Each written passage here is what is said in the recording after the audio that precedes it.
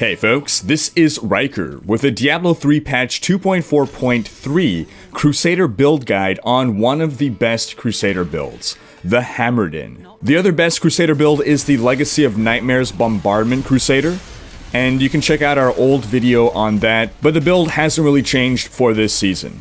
In 2.4.3, the Hammerdin build is receiving a considerable damage buff thanks to the new Crusader item, Faithful Memory. Each enemy hit by falling sword increases the damage of Blessed Hammer by up to 60% for 10 seconds, up to a maximum of 600% more damage. Let's start by looking at the items that you need, and we'll just note that you ideally want to go for a secondary resistance wherever you can, but not at the expense of any of the stats that we're naming.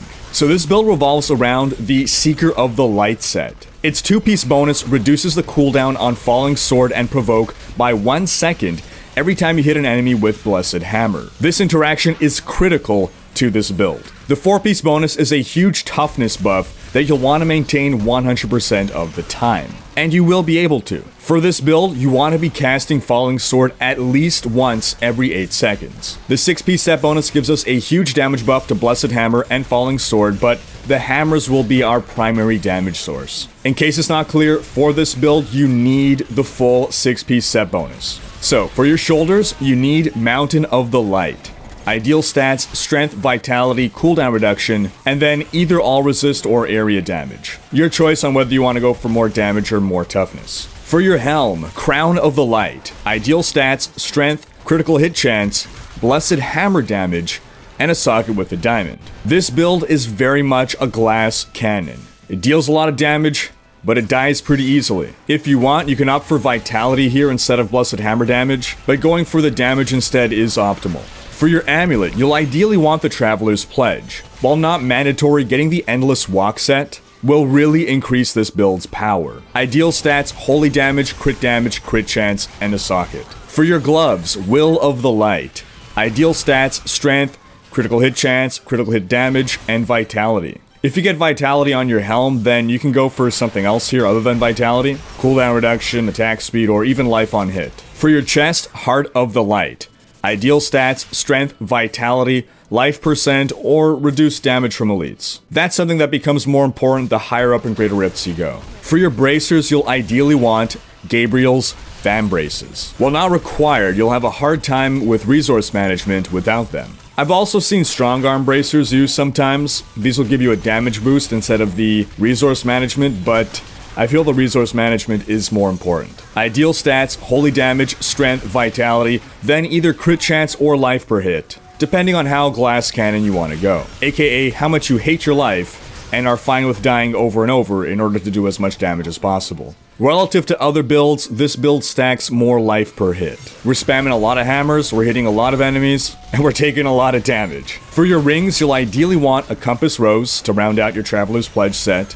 No point in getting one without the other. A Convention of Elements, and an Obsidian Ring of the Zodiac. The Obsidian Ring of the Zodiac is basically mandatory. The Compass Rose must be equipped, but between the other two, you cube one and equip the other. You'll ideally want to cube your Obsidian Ring of the Zodiac, just because it doesn't roll with ideal stats. But if you have a totally garbage Convention of Elements, and an exceptionally good Obsidian Ring of the Zodiac, then work with what you have. Ideal stats, strength, critical hit chance, critical hit damage, socket, and if a Compass Rose, either cooldown reduction, attack speed, or area damage. For your belt, you'll ideally want the Sacred Harness, but it's not mandatory. Its utility is very helpful, however. Casting Judgment, Debilitate whenever you land with Falling Sword, results in a huge survivability buff. If you want to go full glass cannon, you can go with a Witching Hour instead, but you're going to have a bit of a hard time when you're pushing those higher Greater Rifts. Ideal stats, strength, vitality, life, and all resist. For your pants, you need the Towers of the Light.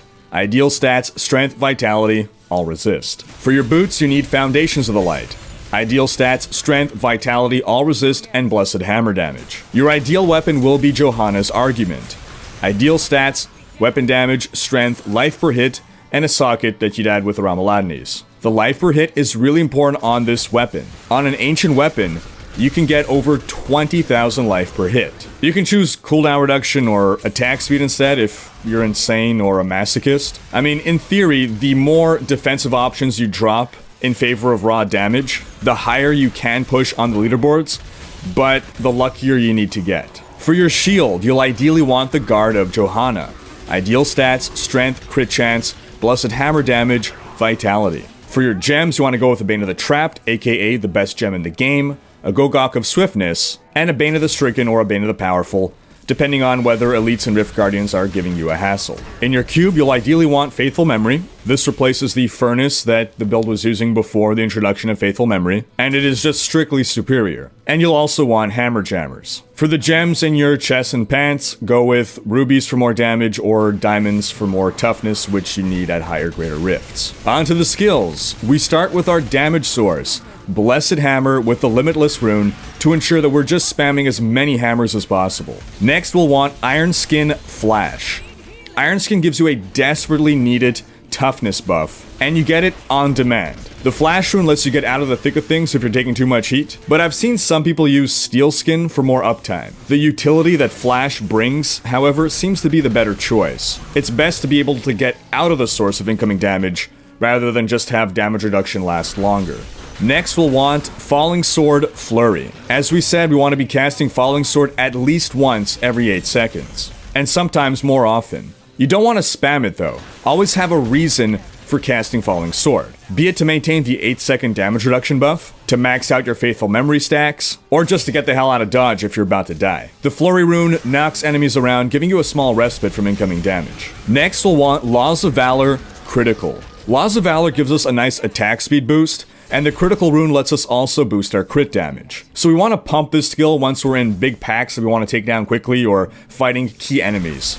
And we just need to maximize our damage. You ideally also want to be timing this with your Convention of Elements rotation.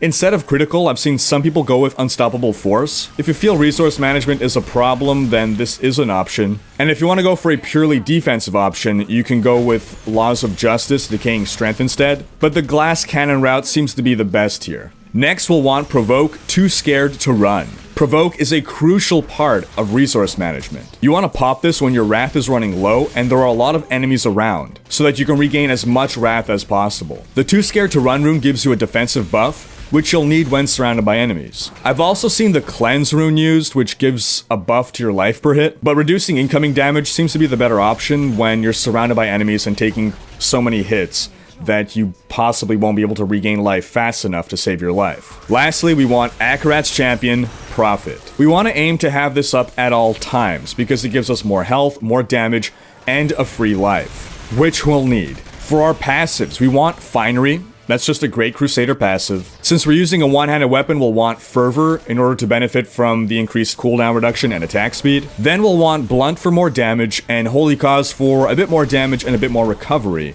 But you can swap out either of these for Indestructible if you want another free life. For your Paragon Points, you want to get your total move speed up to 25%, then dump everything into Strength, unless you want to put a bit into Wrath. For offense, go crit chance, crit damage, cooldown reduction, and attack speed. For defense, all resist, life percent, armor. And for utility, area damage, resource cost reduction, life on hit. And that wraps up this guide. The rest of this video will just be playing out the rest of the Greater Rift. Leave a comment with your thoughts on this build. Would you play it? Thanks for watching. Special thanks to my Twitch and Patreon supporters for making these videos possible. Check out these other videos and subscribe to join Rhyker's Raiders to keep up with Diablo builds.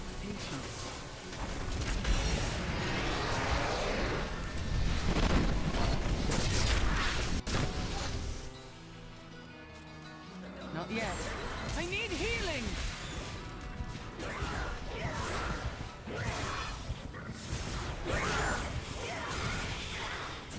Patience.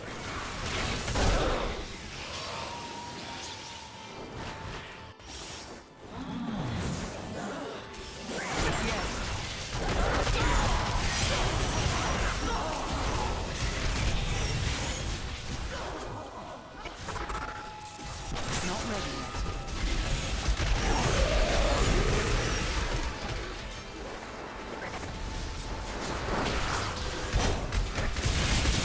The Rift Guardian is here. I like to think the world is safer now.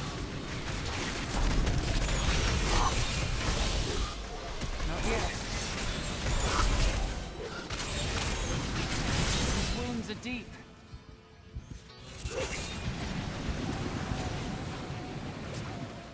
Not ready yet.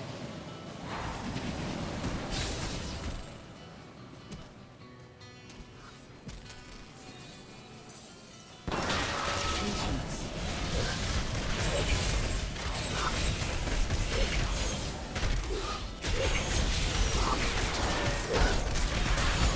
Not ready yet. Burn in the light.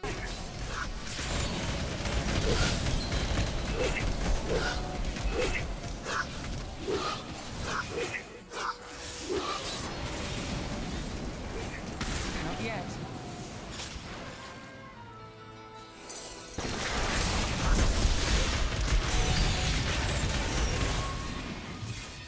Burn in the light. Not ready yet. They're fading.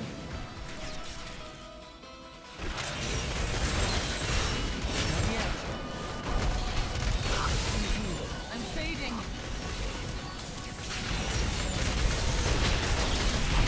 I'm in choice. Patience.